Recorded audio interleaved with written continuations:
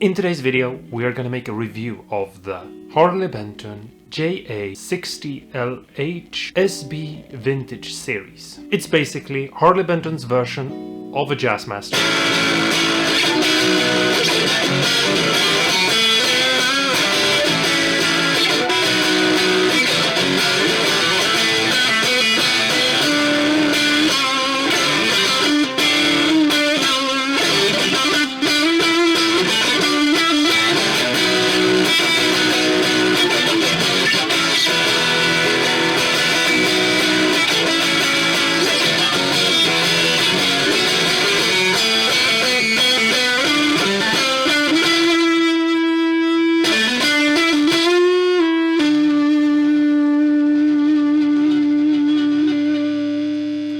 I just want to quickly make a short little disclaimer, because I'm just going to tell you what I think of the guitar and my experience with the guitar, and the things that I'm pointing out, I'm only pointing them out because I feel like I should point things out. Doesn't mean that the guitar is bad or that it's good or that I'm trying to, you know, make Harley Benton fail as a company, or that I'm trying to push Harley Benton on anyone. The only thing I want is for you to play whatever guitar you like. And I think that you should try every guitar you can and have fun. Nothing that I say should discourage you ever from trying something out. You should always try things out for yourself.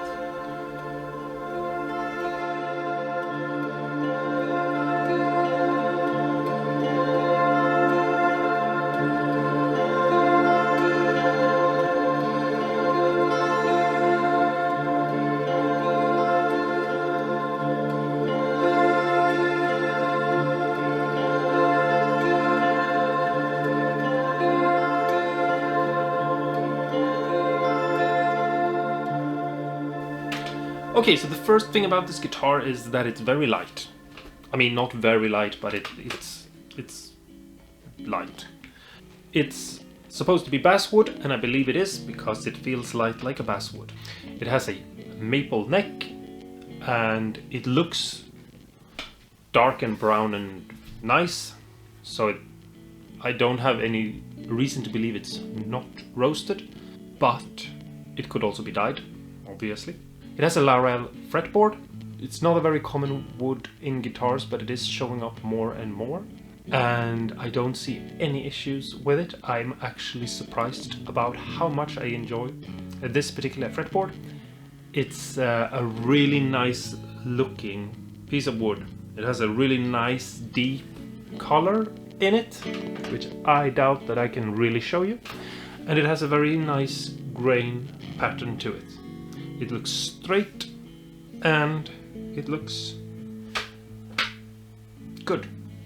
It has a thick poly finish, just like you would expect from a guitar in this sort of price range. I've been looking over this body for the last 2 weeks and I don't see any issues with the finish. No scratches or dings, no weird markings, no sanding scratches or weird paint stains or anything like that. It all looks really good.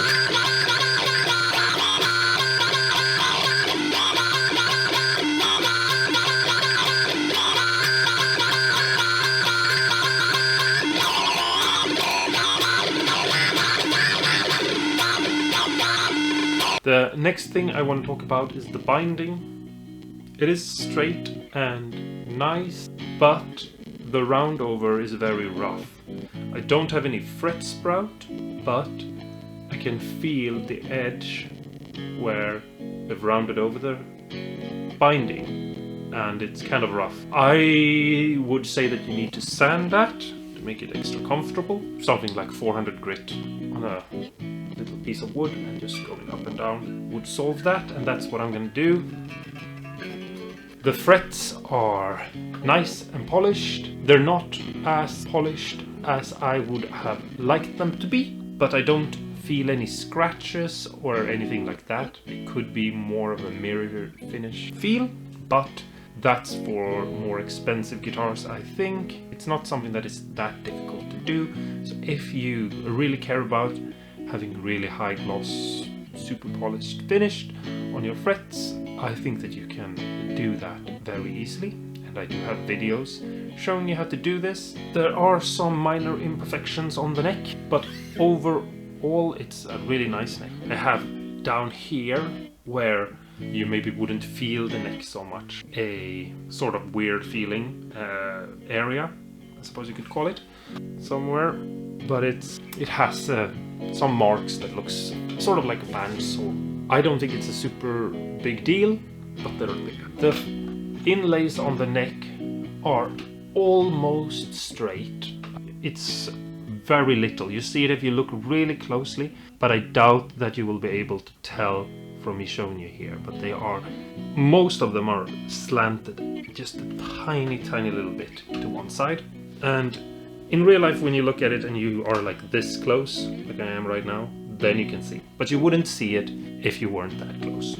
The neck is a C profile, and I would say that it's on the thinner side, and it's comfortable. I like the feel of this neck. It has a natural feel to it. It is semi-glossy, I would say, with a very natural sort of satin feel to it. So it's somewhere in between there. And as you probably can see from me moving the neck in the light, you get a little bit of reflection, but not that much. If you really want to, you could sand it with maybe something like 1000 or 1200 grit sandpaper, but I don't think you need that. It's fast enough for this type of guitar.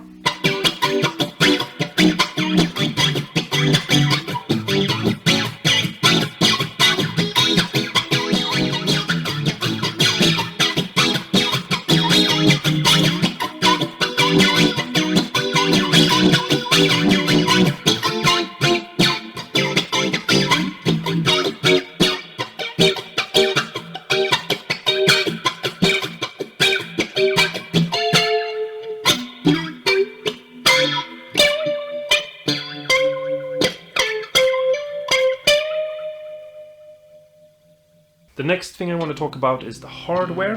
Basically, we have the bridge right down here, and I have no issues with it, no complaints. It looks the way it's supposed to do, and it functions the way it's supposed to function. I have no real issues there. A Fender Jazzmaster would have a trem system, but if you're not interested in that, this is perfectly fine the way it is, and I wouldn't say that you have to switch this out. It's really good for the price point of this guitar. The strap buttons are pretty big, and I like that in a guitar that doesn't have locking strap buttons.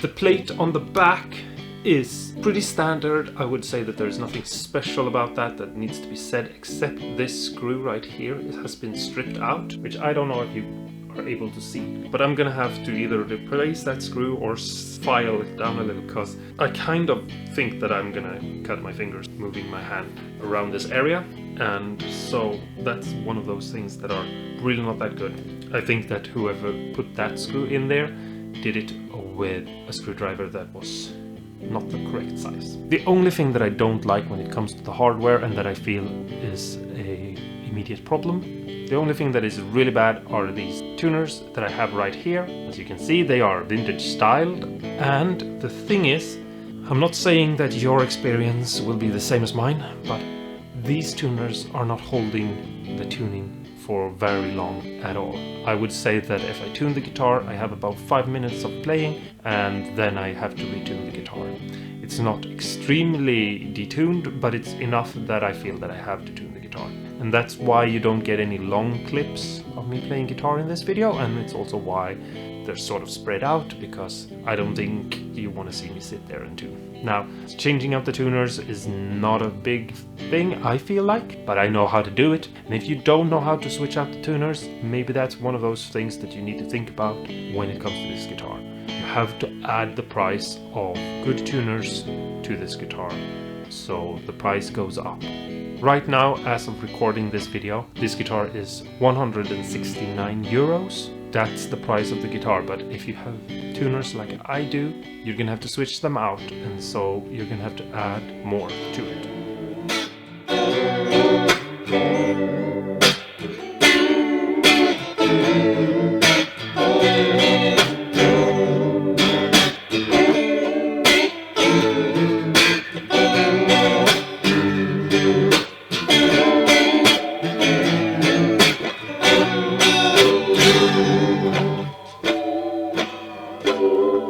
have opened up the guitar because I can't really not do that. I have to take a sneak peek inside the pickup cavity, and I like these pickups, but there is an issue that I think is important for me, and if you're the kind of player I am, most likely will be an issue for you as well. I like to have my pickups really low. About 1 mil from the scratch plate is usually where my pickups are on my Strats. For example, if you look at these pickups right here on my Relict Squire, you can see that they are pretty low to the body. Now I like that because I like how that affects the tone of the instrument and the harshness, and it mellows out the pickups a little bit more, and I can control it with the amount of force that I put into my strumming. Basically, if I strum harder, the guitar sounds more punchy, and if I strum more softly, it mellows out.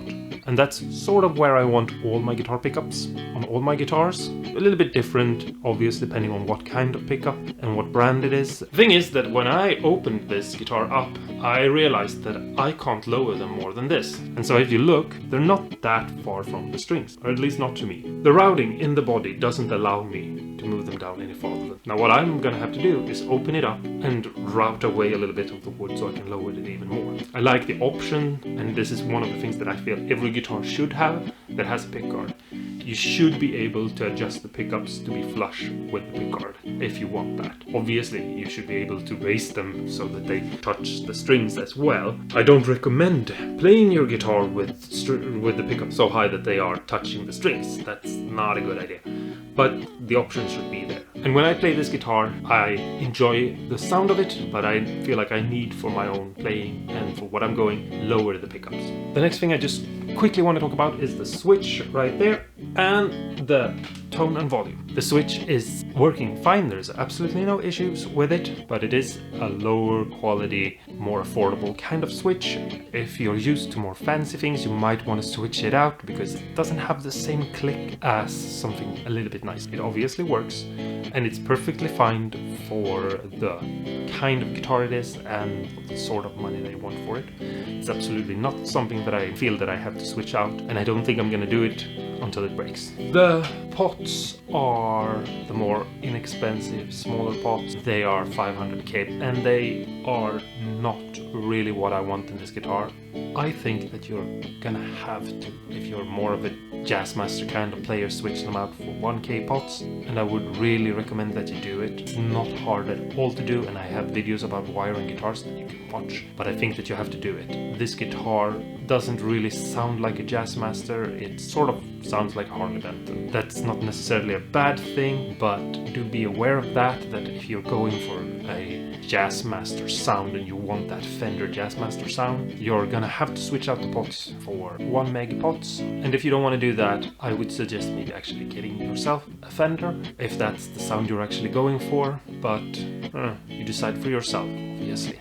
The pickups are Roswell Alnico 5 pickups, and I actually really enjoy them. I like them. I don't feel like they need to go or be switched out for Fender pickups of some sort. Obviously, that's an option, but in this case I feel like switching out the pots are probably more relevant to changing the sound than the pickups. They are perfectly fine pickups, and I like them. I enjoy the sound of them, but I do see that I'm gonna have to switch out the pots for this guitar to really open up and sound the way I want it to. The next thing is the pickguard. And the thing with these guitars is that they are not the shape of Fender Jazzmaster. They are Harley Benton's version of a Jazzmaster, so the pickguard is gonna be a problem to switch out, or an issue. You're most likely gonna have to make your own pickguard or get someone to do it for you if you don't want to have this tortoiseshell pickguard. And I at first thought this looked cool, but now that I look closer at it and I pair it to my other guitars with a tortoiseshell pickguard, I can see that this is not very tortoiseshell at all. It's actually kind of obvious that this is a print on. It's sort of almost pixelated. It looks sort of cheap, I would say, which obviously you might disagree with me on, but I wish this guitar had a white pickguard. And the thing is, there is a blue version of this guitar that has a white pickguard, so there really isn't an issue there. But I'm gonna show you in a video, I think, at some point, or at least if anyone cares, how to change this pickguard, because if I look at it through the side I can tell that the front is not very thick. It's not a 4-ply pickguard, it's a 3-ply pickguard with some sort of print on. And I think sanding that away will be very easy and quick to do. Another thing that is something that I've noticed that maybe some of you will care about is that the dots on the side are not centered on the binding. I personally don't really care that much about it, but some of you might, and that's not something that you can fix. I mean, obviously you can drill them out and you can plug the holes with a binding that is similar color and then re-drill them and center them up, but the question really is that worth it? Okay, so that's basically it. There are some things about the guitar that I like, some things that I don't like, there are some things that I feel I can change, and there are some things that I feel like that I can't change, like for example the binding. I'm not going to put that kind of amount of work into changing the side dots. Personally, I don't really care. If that's a deal breaker for you, that's a deal breaker for you. But if it's not, I think you could enjoy this guitar. Well, if you are like me and you want the pickups lower and you don't know how to route out the body, or you don't have a router to do so, that might be a deal breaker. If it's not a deal breaker, it's not a deal breaker. If it is a deal breaker, it is a deal. I have to say that I did have to do some maintenance on the guitar. I had to adjust the truss rod and I had to adjust the string action at the bridge. It took me a couple of minutes to do, and that's something that you might have to look into. It depends on what sort of string height you might need, but I want mine at around a mil and a half, somewhere around there, at least for this guitar. And I could dial that in pretty easily without any major issues. I have no low or high frets, everything seems to be leveled and nice, and so no issues there. All in all, what I think about this guitar is that for the amount of money, I like the guitar. I am split between really liking Harley Bentons and really not liking Harley Bentons, because it feels like every other guitar is random and either so good that I can't believe the amount of money I paid for it, or so bad I can't believe the amount of money I paid for it. And that's just the way it is. If you saw my last Harley Benton guitar review, you know that I was like, oh my god, this guitar is rusty. And this one is flawless, basically, or at least to me it is. But I want to leave you off with one thing that I think sort of sums up my experience, and that is that I've had it for a little bit over 2 weeks now, and I can't put it down. Really enjoy playing it. It's not that fun to play it plugged into an amp, but just the feel of it and the sound of it ringing out, I'm actually enjoying it very much. And so to me, having to fix these small little issues like softening up the binding so it doesn't feel scratchy for my fingers, and routing out the pickup cavities a little bit more so I can lower the pickups a little bit more, they feel like things that are totally worth doing, because I don't see myself getting rid of this guitar anytime soon, at least. I'm not telling you that you should buy this guitar or that you shouldn't buy this guitar. Obviously, I think you should try it out, because I think you should try every guitar out, but me personally, I'm enjoying this guitar, and I think I'm gonna keep on enjoying it, at least a while longer. But anyway, that's my view of this guitar. If you have a different view, talk to me in the comments below. If you have the guitar and you're just watching this to confirm your already biased views, I don't know what to say. Just talk to me in the comments below if you have any questions. If there's anything of the things I've said that I'm going to fix on the guitar that you're interested in seeing me make a video about, let me know in the comments below, because otherwise I'm probably just gonna do it and play the guitar. It does take some time to make a video, so yeah, talk to me. Anyway, thanks so much for watching. I hope you enjoyed the video. Don't forget to press the like button if you liked the video, and if you're not subscribed, I would very much like if you did subscribe. You don't have to if you don't want to, but I would appreciate if you did it. It's always fun to have new, nice friends here on YouTube to talk nerdy things with, and so I hope you will do so. Anyway, stay awesome and cool, and go and play some sort of Jaguar or Jazzmaster inspired guitar. It doesn't have to be a Fender. It could be whatever, and have fun. Maybe do some crazy shoegazing or something. It's all good. Play the kind of music you love and that inspires you, and play the kind of guitar that you like and that inspires you, and I'll see you in the next video, where we are gonna disarm a nuclear bomb. And no, we're not, you two.